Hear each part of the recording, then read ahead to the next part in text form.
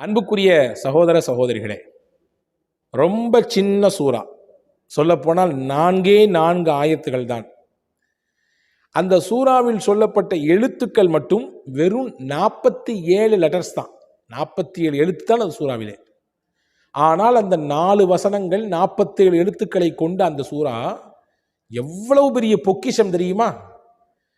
நம்மிலே பலருக்கு அது மனப்பாடம். சொல்லப்போனால் இரவில் தட்டி எழுப்பி அதை ஓதுங்க, அந்த சூறா ஓதுங்க சொன்னாலும் கூட தூக்கத்திலே கண்ணை மூடிக்கிட்டே அந்த சூறா ஓதுவோம். அந்த அளவுக்கு மனப்பாடம்.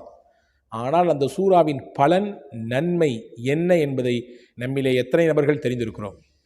அந்த சூறா தான் நமக்கு சொர்க்கத்தை பெற்றுத்தரப்போகிறது. அந்த சூறாவின் பேரருளையும் அதனுடைய மகத்தான அந்த பாக்கியங்களையும் நாம் உள்வாங்கிக் கொள்வோமேயானால் இனிமே அதை உணர்வுபூர்வமாக ஓதுவோம். அதை நம்முடைய நாவிலிருந்து வெளிப்படுத்துகிற பொழுது நிச்சயமாக அந்த ஈடுபாடு நமக்கு கிடைக்கும். பெருமானா ஸல்லல்லாஹு அலைஹி வஸல்லமை ஆச்சரியப்படுத்திய சூறா.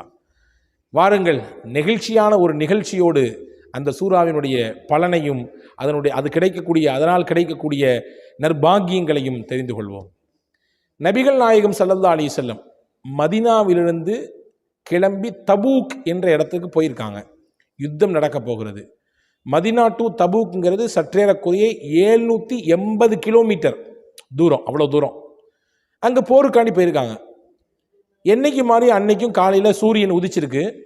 ஆனால் பெருமானா ஸல்லல்லாஹு சூரியனையே அப்படியே வச்சக்கண் வாங்காமல் பார்த்துட்டு இருக்கிறாங்க. அன்னைக்கு சூரியனுடைய கதிர்கள், ஒளி, பிரகாசம் ரொம்ப அற்புதமாக இருக்குது. அதை பார்த்துக்கிட்டே இருக்கிறாங்க. கொஞ்சம் நேரத்தில் ஜிப்ரீல் அலைஹிஸ்ஸலாம் வர்றாங்க. தபரானியில் இந்த ஹதீஸ் இருக்கிறது. வந்தவங்க ஜிப்ரீல் அலைஹிஸ்ஸலாம் கேட்டாங்க, என்ன நபியே, எல்லா நாளைக்கும் உதிக்கிற மாதிரி தானே இன்னைக்கும் சூரியன் உதிச்சிருக்கு, இதை இவ்வளவு ஆச்சரியத்தோடு பார்த்துட்டு இருக்கீங்களா, என்ன காரியம்னு கேட்டாங்க.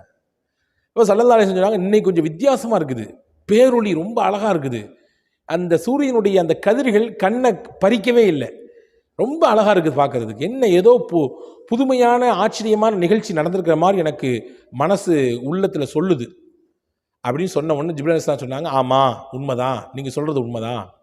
உங்கள் தோழர் முஆவியத் இப்னு முஆவியா அல் முஸனி ரலியல்லாஹு அன்ஹு அவர்கள் மதீனாவிலே இறந்து போய்விட்டார். அவருடைய இறப்பு செய்தியை கேட்டுவிட்டு வானத்திலிருந்து மலக்குகள் அப்படியே சாறை சாறையாக வந்து பூமியில் இறங்கியிருக்கிறாங்க. அவங்க இறங்கினதனுடைய வெளிப்பாடு தான் பேரொளியாக இருக்குது. ஏன்னா மலக்குமார்கள் என்பவர்கள் ஒளியினால் படைக்கப்பட்டவர்கள். நம்ம எல்லாம் வந்து மண்.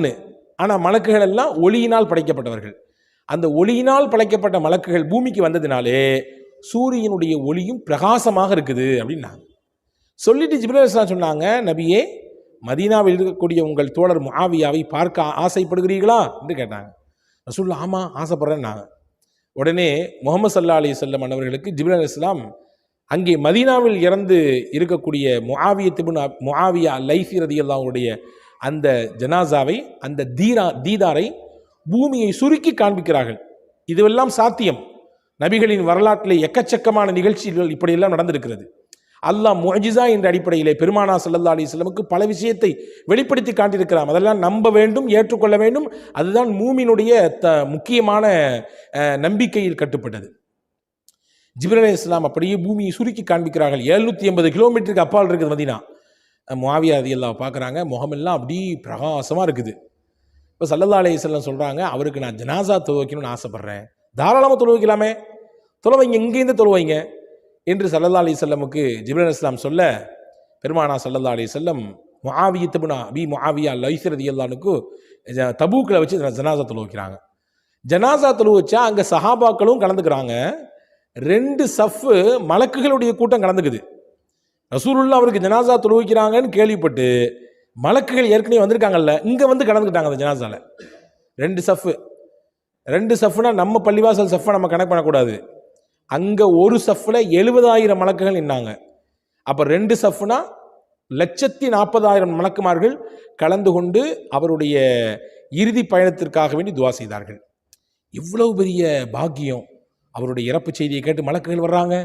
ஜிப்ரீல் அலைஹிஸ்ஸலாம் வந்து ரசூலுல்லாஹ்வுக்கு அறிவிப்பு செய்கிறாங்க. ரசூலுல்லாஹ்வுக்கு பூமி சுருக்கி அவருக்கு நபிக்கு காட்டப்படுகிறது அவருடைய அந்த தீதாரை. பெருமானா ஸல்லல்லாஹு அலைஹி அவருக்காண்டி துவா செஞ்சு தொழ வைக்கிறாங்க. அந்த தொழுகையில் பங்கெடுப்பதற்காக 2 சஃப் நிறைய மலக்குகள் வர்றாங்க. இவ்வளோ பெரிய பாக்கியம் எல்லாம் முடிஞ்ச பின்னாடி பெருமானா ஸல்லல்லாஹு அலைஹி வஸல்லம் ஜிப்ரஈல் அலைஹிஸ்ஸலாம் இடத்திலே கேட்டார்கள், பிமனால அல் மன்சிலத் ஹாதிஹி, இந்த முஆவியத்துன் அபி முஆவியா அல் லைசி இந்த பெரிய பாக்கியத்தை, இந்த பெரிய விஷயத்தை எவ்வாறு பெற்றுக்கொண்டார்?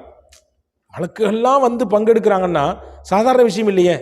ஒருவருடைய மரணத்திலே ஒரு பெருங்கொண்ட கூட்டம் பங்கெடுத்தாலே நமக்கு எவ்வளோ ஆச்சரியமா இருக்கு. எப்போ இவ்வளோ பெரிய மக்கள், எவ்வளோ கூட்டம் வந்துருச்சு, அவருக்காண்டி எவ்வளோ பேர் துவா செஞ்சுட்டாங்க அப்படின்னு சொல்லி நம்ம ஆச்சரியப்படுறோம், அவரை நினச்சி பெருமைப்படுறோம் இல்லையா? இப்போ ஒருத்தருடைய மௌத்தை கேள்விப்பட்டு மலக்குகள் வந்து இறங்கி நின்று துவா செய்கிறாங்க. ஜிப்ரீல் வந்து ரசூலுல்லாஹ்க்கு செய்தி சொல்கிறாருன்னா அவன் எவ்வளோ பாக்கியமான ஆள். அப்போ எப்போ ஏதோ ஒரு முக்கியமான விஷயம் ஒரு வாழ்க்கையில் இருக்குது. ரசூலுல்லாஹ் கேட்டாங்க, என்ன விஷயம், எதனால் இந்த மாதிரியான அந்தஸ்து அவர் பெற்றாரு? அப்போ தான் ஜிப்ரீல் அலைஹிஸ்ஸலாம் சொன்னாங்க, நம்ம எல்லாத்துக்கும் பாடம் இது, பிஹுப்பி குல் ஹுவல்லாஹு அஹத், குல் ஹுவல்லாஹு அஹத் என்று துவங்கக்கூடிய அந்த சூறாவை அவர் ரொம்ப லவ் பண்ணார், ரொம்ப பிரியப்பட்டார் அந்த சூறாவை.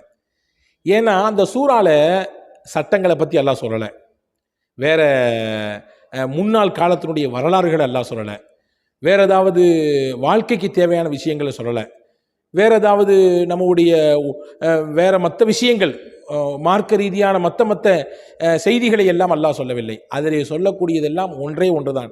அல்லாஹ்னா யாருன்னு சொல்றான். அல்லாஹ்னா யாரு? அவன் ஒருவன், அவன் தேவையற்றவன், அவனுக்கு பிள்ளைகளும் இல்லை, பெற்றோர்களும் இல்லை, அவனுக்கு இணையாக உலகத்தில் யாரும் இல்லை. இதுதான் அல்லாஹ்வை பற்றி சொல்லக்கூடிய ஒரு வட்டுருக்கமாக. அல்லாஹ் என்றால், இறைவன் என்றால் இந்த தன்மைக்கு உட்பட்டவனாக இருக்க வேண்டும் என்று இறையியலை சொல்லக்கூடிய ஒரு அத்தியாயம் அது. அதை சொல்றதுனால அவருக்கு ரொம்ப அதன் மீது பிரியம், காதல், அப்படியே அதிலே சொக்கி போய் அவர் இந்த சூறாவை திரும்ப திரும்ப மடக்கி மடக்கி மடக்கி மடக்கி ஓதிக்கொண்டே இருப்பார். ஜிப்ரீல் அலைஹிஸ்ஸலாம் சொன்னாங்க ரசூலுல்லாஹ்ட்ட, காயிமன் வ காயிதன் வ ராக்கிஅன் வ சாஜிதன் வ நாயிமன் வ ராக்கிதா, நிற்கும் பொழுது, உட்கார்ந்திருக்கும் பொழுது, சஜிதா செய்யும் பொழுது, ருகூல இருக்கும் பொழுது, இப்படி குனிந்தால் நிமிர்ந்தால், நடந்தால் ஓடினால், எல்லா நிலையிலும் இந்த சூறாவை அவர் மடக்கி மடக்கி மடக்கி மடக்கி பிரியத்தோடு ஓதினார். இதை பிரியப்பட்டதினாலே அல்லாவும் அவரை பிரியப்பட்டான். தன்னை பற்றி சொல்லப்படுகிற தன்னுடைய சிஃபாத்துகளை பற்றி, தன்மைகளை பற்றி, தன்னுடைய இலாகியத்தை பற்றி சொல்லப்படுகிற, இறையியலை பற்றி சொல்லப்படுகிற அத்தியாயத்தை அவர் நேசித்ததினாலே அவரையும் அல்லாஹ் நேசித்தான். அல்லாஹ் நேசித்ததினால் எங்களை எல்லாம் அனுப்பி வைத்தான், அவருடைய ஜனாசாவிலே பங்கெடுக்க செய்தான் என்று ஹஸரத் ஜிப்ரீல் அலைஹிஸ்ஸலாம் நபிகள் பெருமானா ஸல்லல்லாஹு அலைஹி வஸல்லம் இடத்திலே சொன்னார்கள். அன்பு சகோதரர்களே, ஒரு சூறா தான், வெறும் 4 ஆயத்து தான், வெறும் 48 லெட்டர்கள் தான், 47 எழுத்துக்கள் தான். ஆனால் இது பெற்றுத்தருகிற பாக்கியத்தை பார்த்தீர்களா? அல்லாவின் பிரியத்தை பெற்று தந்துவிடும். நாம் இறந்து போய்விட்டால் நம்முடைய ஜனாசாவிலே மலக்குகள் வந்து கலந்து கொள்ளக்கூடிய அளவிற்கு உண்டான ஆற்றல் மிக்க மகத்தான சூரா குல் ஹுவல்லாஹு அஹத், இஹ்லாஸ் என்று சொல்லக்கூடிய ஒரு சூரா. இந்த சூறாவை பற்றி தான் பெருமானா ஸல்லல்லாஹு அலைஹி வஸல்லம் சொன்னாங்க, யார் இந்த சூறா ஒரு தடவை ஓதுறாங்களோ குர்ஆனில் 3ல் ஒரு பகுதி ஓதின நன்மை கிடைக்குன்னாங்க.